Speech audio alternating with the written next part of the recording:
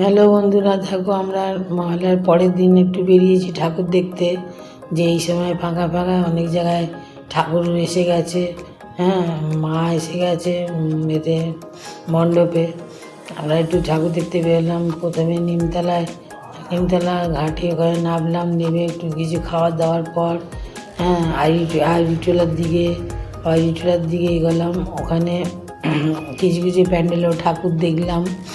যেমন ধরো এই দেখছো, এই প্যান্ডেলে ঠাকুর ঢুকতে দিচ্ছিল না আমাদের, সেখানে দেখলাম। ফের দেখে এসে আড়িটোলার দিকে ঢুকলাম, কুমোরটুলি আড়িটোলা। ওখানে ঢুকে নানান ঠাকুর দেখছি, পরস্পর এক সে এক ঠাকুর।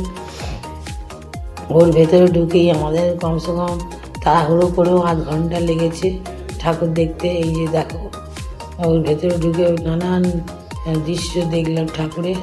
তারপরে কিছুক্ষণ পরে এসে আবার এদিকে আড়িটোলার ঠাকুরটা দেখার পর ওইখানে আমরা প্যান্ডেলেও ঠাকুর দেখেছি অনেক, নানান দুর্গাপুঠির মহালয়ার পরের দিন। তারপরে একটা দোকানে আমরা বাড়ির জন্য কিছু ঠাকুর কিনলাম।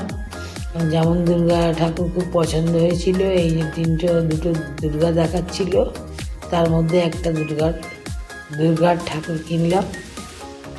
আর এই যে ফের একটা প্যান্ডেলে এসে ওই আশেপাশে কলকাতার দিকেই আশেপাশে আমরা ঠাকুর দেখে আবার এক জায়গায় ঠাকুর দেখতে গেছি। সেখানে প্যান্ডেলে ঠাকুরকে মুকুট পরানো হচ্ছিল। মইতে উঠে সবাই মিলে মুকুট পরালো ঠাকুরকে মইতে উঠে। এই যে দেখো, এই মইতে উঠে প্রচণ্ড উঁচুতে ঠাকুর দেখে খুবই ভালো লাগলো। চারিদিকে দুর্গা, মহালয়ার পরের দিনই এত দুর্গা ঠাকুর দেখা হয়ে গেল। বন্ধুরা, ভিডিওটা যদি ভালো লেগে থাকে লাইক, শেয়ার, সাবস্ক্রাইব করে দেবেন।